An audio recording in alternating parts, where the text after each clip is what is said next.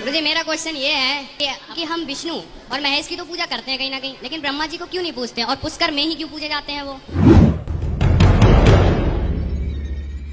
क्योंकि ब्रह्मा जी को श्राप है, शाप लगा है ब्रह्मा जी को, नारद जी ने दिया था। ब्रह्मा को श्राप दिया कि तेरी जग में पूजा नहीं होगी और तेरे जितने भी अनुयायी वंशज होंगे तेरे जैसे लपाड़ लफंडर झूठे होंगे।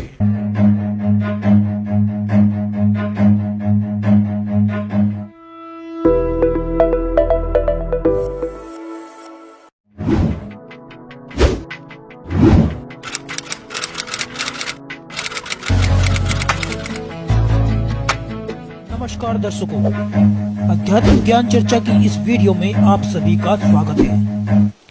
इस वीडियो में हम जानेंगे कि आखिर संसार में ब्रह्मा जी की पूजा क्यों नहीं होती, आखिर क्या कारण है, क्यों नहीं पूजा जाता ब्रह्मा जी को इस संसार के अंदर।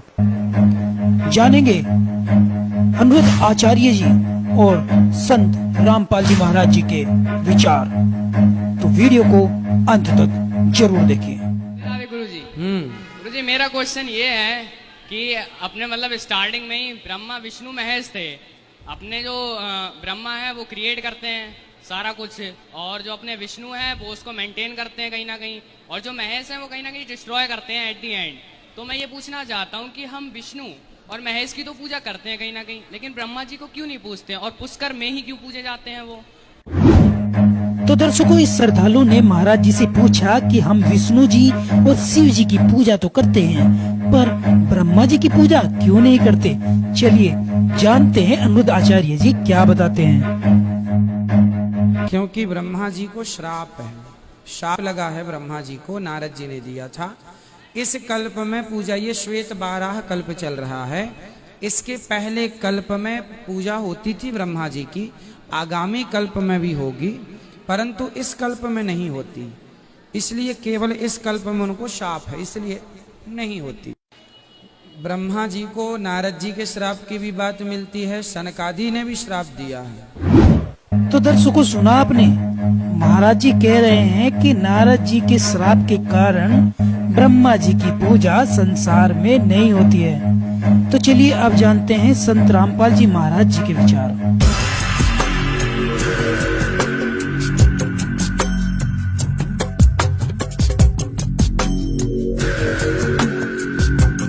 ब्रह्मा जी जब उत्पन्न हुआ, श्री विष्णु जी के नाभि से कमल निकला और उसके ऊपर ये बैठे विराजमान पाया अपने आप को। काफी समय तक उस डंठल को पकड़कर नीचे उतरा, ऊपर नीचे घूमा, कहीं और छोर नहीं मिला, तो वापस उस कमल के फूल पर आकर विराजमान हो गया। तब आकाशवाणी करी क्षर पुरुष ने, ज्योति निरंजन ने, कि तप करो तप करो। अब ब्रह्मा ने वो आकाशवाणी परमेश्वर की मानकर तप शुरू कर दिया। जब इसने 1000 वर्ष तक तप कर लिया, फिर आकाशवाणी हुई कि सृष्टि करो। अब तप से बैटरी चार्ज होगी। तो अब ब्रह्मा जी ने सोचा, वेदों में जो लिखा है ये भी भगवान की वाणी, और जो मैंने सुना हुआ भी भगवान की वाणी। अब वेदों में जो ज्ञान है वो परमेश्वर परम अक्षर ब्रह्म का दिया हुआ है। 5 वेद दिए थे परमेश्वर ने इस क्षर पुरुष को, इसके अंतःकरण में फीड कर दिए थे। अब जैसे किसी अंतःकरण में फीड कर दिए तो समय रख दिया परमात्मा ने, उसके बाद वो अपने आप बाहर आने थे वो बाहर, 5 आगे। लेकिन इसने देखा पढ़ करके 5वें वेद में बहुत जानकारी थी परमपिता की, सत्य पुरुष की, परम अक्षर ब्रह्म की। इसने उसको नष्ट कर दिया और 4 वेद दे दिए। अब चारों वेदों को ब्रह्मा जी ने पढ़ा तो कहा, माता इसमें ओम नाम लिखा है और मैं परमात्मा को पाऊंगा। दुर्गा ने कहा कि यदि तेरा पिता तुझे नहीं मिला, तू कहाँ जा रहा है, तो तू क्या करेगा भाई अगर तेरे को तेरा पिता नहीं मिला, क्योंकि उसने प्रतिज्ञा कर रखी है तुम्हें दर्शन नहीं देगा। तो ब्रह्मा ने कहा कि मैं तुझे अपनी शकल नहीं दिखाऊंगा। तो ब्रह्मा जी ने ओम नाम का जाप किया, 4 युग तक समाधि लगा के हठ योग भी किया। तब दुर्गा ने अपने वचन से एक लड़की उत्पन्न की और उससे कहा कि बेटी आप जाओ और ब्रह्मा को जो समाधिस्थ है उसको उठाओ और कहो कि आपको माता याद कर रही है, तेरे बिना सृष्टि नहीं रची जा रही। अब 4 युग जब बीत गए, आकाशवाणी की दुर्गा को सरपुरुष ने कि दुर्गा सृष्टि रचो। दुर्गा ने कहा, प्रकृति देवी ने कहा कि आपका ज्येष्ठ पुत्र आपकी खोज में गया है, मेरे मना करते करते भी गया है। तब आकाशवाणी से कहा उस काल ने, सरपुरुष ने, कि उसको बुलाओ, मैं कभी दर्शन नहीं दूंगा। तब वो लड़की वहां भेजी। लड़की ने जाकर के देखा कि आवाज लगाई, ब्रह्मा उठा नहीं। तब दुर्गा से अपना आकाश यानी अंदर से अंतःकरण से फोन किया, टेलीफोन किया कि माता ये उठ नहीं रहा, अब क्या करूं, बहुत आवाज लगा ली। दुर्गा ने कहा कि तू इसके चरण स्पर्श कर।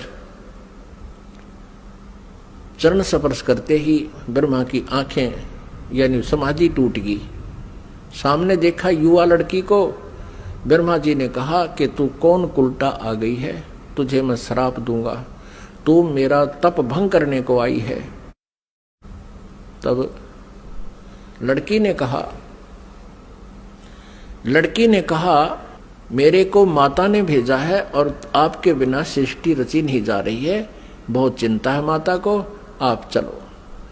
तब ब्रह्मा ने कहा कि कैसे चलूं, पिता के दर्शन हुए नहीं। माँ से मैं प्रतिज्ञा करके आया था कि यदि प्रभु मुझे प्राप्त नहीं हुए तो मैं तुझे शकल नहीं दिखाऊंगा, दर्शन नहीं दूंगा, लौट कर नहीं आऊंगा। अब कैसे चलूं, मुझे परमात्मा मिला नहीं। फिर ब्रह्मा ने कहा कि तू एक काम कर, मेरी झूठी गवाही दे दे तो मैं तेरे साथ चल पड़ूं। अब उस लड़की ने सोचा कि माँ का कार्य नहीं हुआ तो अक्षुब्ध होगी, और यदि मैं झूठ बोलूंगी तो ये कह दे कि इसने अपनी मर्जी से बोला है, तो फिर मैं मारी जाऊंगी, मेरे ऊपर ज्यादा भार आएगा। तब उसने शर्त रखी कि तू मेरे साथ विलास कर, तब मैं तेरी झूठी गवाही दूंगी, तू मेरे साथ ऐसा कर। ब्रह्मा ने सोचा कि परमात्मा के दर्शन हुए नहीं, वैसे मैं घर जा नहीं सकता। उसने उस लड़की की बात को स्वीकार किया। फिर लड़की ने अपने वचन से एक और लड़की उत्पन्न की और कहा कि 1 से 2 गवाह ज्यादा अच्छे होते हैं। उस लड़की से कहा दूसरे नंबर की से कि तू भी गवाही देना कि ब्रह्मा जी को पिता के दर्शन हो गए और हमारे सामने हो गए। उसने भी यही शर्त रखी, इसी उद्देश्य से, कहीं मैं झूठी ना सिद्ध कर दे मुझे ये और ये आप बच जावें। उस लड़की ने भी वही शर्त रखी, ब्रह्मा ने वो स्वीकार किया। अब तीनों के तीनों मां के पास आ गए, दुर्गा के पास। अब दुर्गा ने पूछा, प्रकृति देवी ने पूछा ब्रह्मा से, क्या आपको अपने पिता के दर्शन हो गए? अब सुनियोजित षड्यंत्र के तहत ब्रह्मा ने कहा, हाँ मुझे पिताजी के दर्शन हो गए। तो दुर्गा ने कहा कि भाई कैसे मानूं मैं तेरी बात को, क्योंकि दुर्गा को तो फाइनल था कि उसने कह रखा कि मैं दर्शन नहीं दूंगा, ये मेरा फाइनल आदेश है, फाइनल फैसला है, डिसीजन है। अब दुर्गा को पूरा दृढ़ विश्वास था कि ऐसा तो हो नहीं सकता। तो उसने कहा कोई गवाह बता भाई, कोई एविडेंस दे। ब्रह्मा ने कहा कि दोनों लड़कियां मेरी गवाह हैं।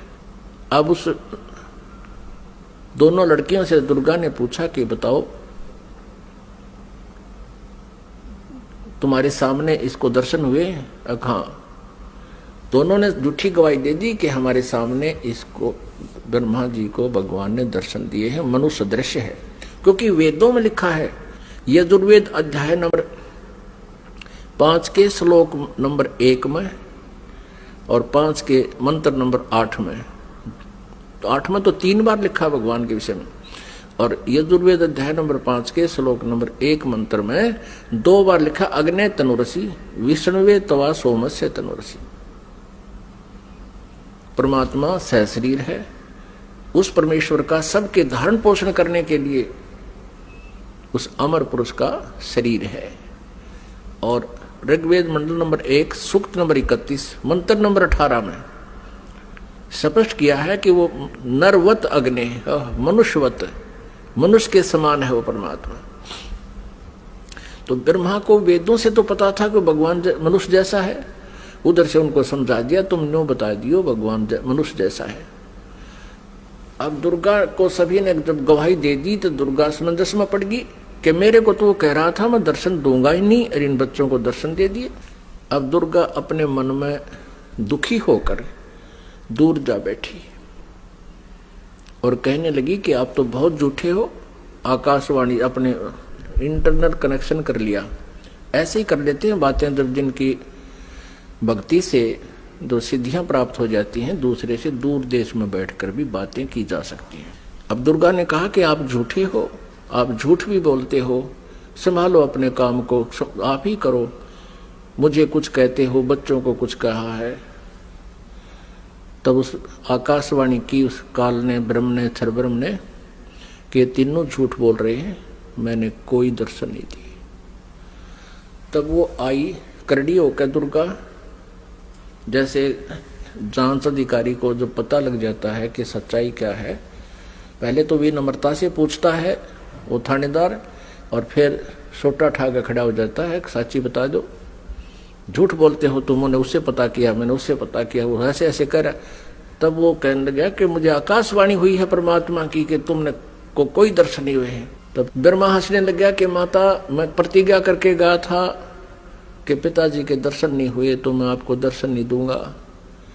पिता के दर्शन हुए नहीं थे, हम तीनों ने मिलकर झूठ बोल दिया वापस आने के लिए। तब दुर्गा ने हम तीनों को श्राप दे दिया। ब्रह्मा को श्राप दिया कि तेरी जग में पूजा नहीं होगी और तेरे जितने भी अनुयायी वंशज होंगे तेरे जैसे लपाड़ लफंडर झूठे होंगे, सच्चाई का पता नहीं होगा पर विद्वान कब आएंगे। तो ब्रह्मा जी के अनुयायी कौन है? ऋषि महर्षि, और उनको वेदों का बिल्कुल ज्ञान नहीं था और महर्षि की पदवी पा गए। अभी दिखाएंगे, घबराना ना, कोई पहली बार सुन रहा हो, पूरी डिटेल दिखाएंगे कि सतयुग के ब्राह्मण और गुरु ऋषियों को वेदों का ज्ञान कैसा था। उनको वेदों का ज्ञान ही नहीं था। अब ब्रह्मा जी को बड़ी चिंता हुई कि मेरे को श्राप दे दिया, मेरी पूजा नहीं होगी। ब्रह्मा मूर्छित हो गया। इस आघात ऐसी लगी उसको वचन की।